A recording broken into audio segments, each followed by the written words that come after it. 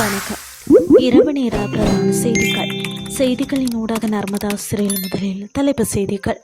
லிட்ரோ எரிவாயு தொடர்பில் பொதுமக்களுக்கு விசேட அறிவிப்பு. நாட்டிற்கு வருகை தந்த சுற்றுலா பயணிகளின் எண்ணிக்கை அதிகரிப்பு. போர் நிறுத்த விவகாரத்திற்கு மத்தியில் மொஜ்தபா கமேனியிடமிருந்து ஒரு எச்சரிக்கை. இனி விரிவான செய்திகள்.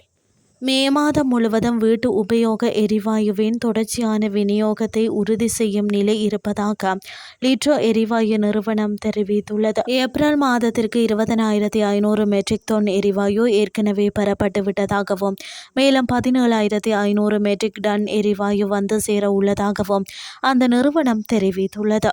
லிட்ரோவின் கூற்றுப்படி தற்போதுள்ள கையிருப்பு மாலைதீவில் உள்ள ஒரு மிதக்கும் சேமிப்பு கிடங்கில் சேமிக்கப்பட்டு வருகிறது. மேலும் 20,000 மெட்ரிக் டன் கொண்ட மற்றும் ஒரு சரக்கு தென்னாப்பிரிக்காவில் இருந்து மாலைதீவுக்கு அனுப்பப்பட்டு வருகிறது. இதற்கிடையில் பண்டிகை காலத்தில் அதிகரிக்கும் நுகர்வோர் தேவையை பூர்த்தி செய்வதற்காக திட்டமிட்டபடி தேவையான அளவு எரிவாயு உள்ளூர் சந்தைக்கு வெளியிடப்பட்டுள்ளதாக அந்த நிறுவனம் தெரிவித்துள்ளது.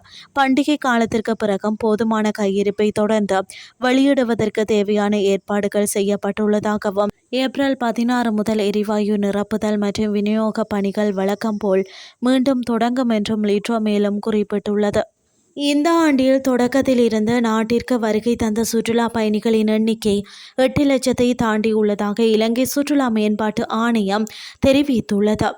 இதன்படி ஏப்ரல் மாதத்தின் முதல் 15 நாட்களில் 68,961 சுற்றுலா பயணிகள் நாட்டிற்கு வருகை தந்துள்ளதாக ஆணையம் சுட்டிக்காட்டியுள்ளது. இதற்கமைய ரஷ்யாவில் இருந்து 3,560 பேரும், ஜெர்மனியில் இருந்து 2,905 பேரும், ஐக்கிய ராஜ்யத்தில் இருந்து 6,328 பேரும், சீனாவில் இருந்து 5,100 பேரும், ஆஸ்திரேலியாவில் இருந்து 6,223 பேரும் நாட்டிற்கு வருகை தந்துள்ளதாக தெரிவிக்கப்பட்டுள்ளது. மேலும் கூடுதலாக 19,822 சுற்றுலா பயணிகள் இந்தியாவில் இருந்து வருகை தந்துள்ளமை குறிப்பிடத்தக்கது. இனி வெளிநாட்டு செய்திகள்.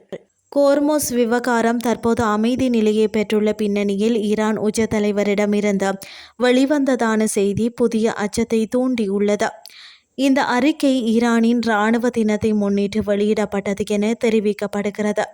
இதன்படி புதிய உச்ச தலைவர் மொஜ்தபா கமேனியிடமிருந்து வந்ததாக கூறப்படும் ஒரு செய்தியில் எதிரிகளுக்கு புதிய தோல்விகளின் கசப்பை சுவைக்க செய்ய ஈரானின் கடற்படை தயாராக உள்ளது என்று எச்சரிக்கப்பட்டுள்ளது. 6 வாரங்களுக்கு முன்பு ஈரானின் உச்ச தலைவராக நியமிக்கப்பட்டதிலிருந்து பொதுவெளியில் தோன்றாமலும் எந்த காணொளி செய்திகளையும் வெளியிடாமலும் இந்த கமேனி தனது எழுத்துப்பூர்வமான செய்தியில் கோர்மோஸ் நீரிணையின் நிலை குறித்த சமீபத்திய குழப்பங்கள் எதையும் குறிப்பிடவில்லை. எனினும் தனக்கு சொந்தமான நிலப்பரப்பு, நீர்நிலைகள் மற்றும் கொடியை துணிச்சலுடன் பாதுகாத்ததற்காக ஈரான் இராணுவத்தை குறித்த அறிக்கை பாராட்டியுள்ளது. இந்த ஆண்டு ஈரானின் இராணுவ தினம். இந்த போரின் தொடக்கத்தில் அமெரிக்க இஸ்ரேலிய கூட்டு வான்வழி தாக்குதல்களில் படுகொலை செய்யப்பட்ட ஈரானின் முன்னாள் உச்ச தலைவரும் அவரது தந்தையுமான அயதுல்லா அலி கமேனியின் பிறந்த நாளுடன் ஒத்துப்போனது என அறிக்கையில் விவரிக்கப்பட்டுள்ளதாக கூறப்படுகிறது.